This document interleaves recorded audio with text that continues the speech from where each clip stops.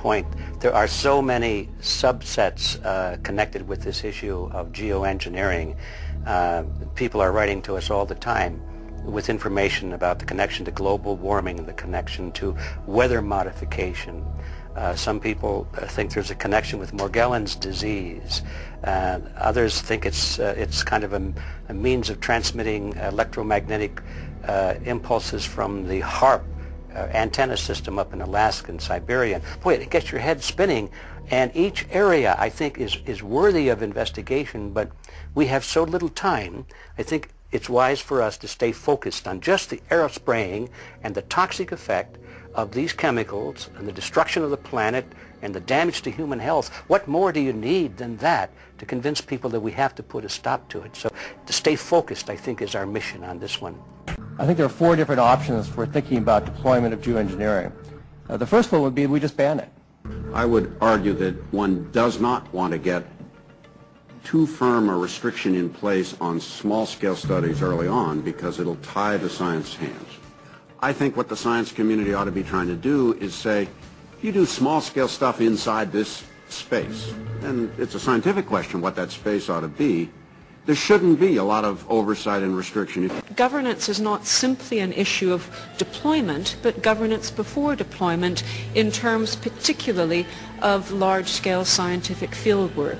I concede that on this subject and in general, it's not popular to talk about global rules. And when these people started talking about the need for UN Security Council oversight, a supranational environmental security enforcement with a strong mandate by the UN, you know, it really is clear that they're looking for a global power behind the manipulation of the environment. But I do think it needs to be sort of an international kind of treaty that does tie and bind all nations into a common fate. It is a common fate. So apparently the war is against all of us, and we're all in a hostage crisis. People who took an oath to uphold and defend the Constitution are not only know this is happening, are participating in this. And all of us have a duty to stand up and speak out about it. Why is the water being contaminated? Why is the soil being contaminated? Why are aluminum-related diseases going up? And it's affecting all of us, and thus we all have the duty to stand up and speak out and get educated and stop this. For our own sake, for our children's sake, it is a crucial moment in history right now.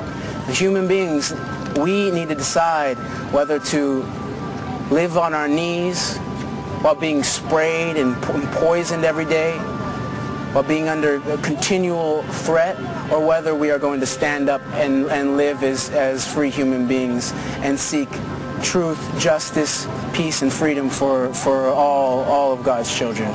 So as you can see right behind the White House, we do have aerosols behind us.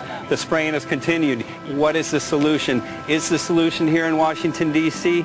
Clearly, this is one of the solutions, but the solution is not only here, the solution is within you. This issue affects all of us so deeply. So you need to look inside. Please get active, get involved, start spreading the word with growing awareness. About 90% of the population, we believe, is unaware of this issue, which means 90% of the people who normally might do something if they knew are not doing anything because they are unaware. So please look into your heart, use whatever skill you have to get the word out. The future of humanity is dependent upon it.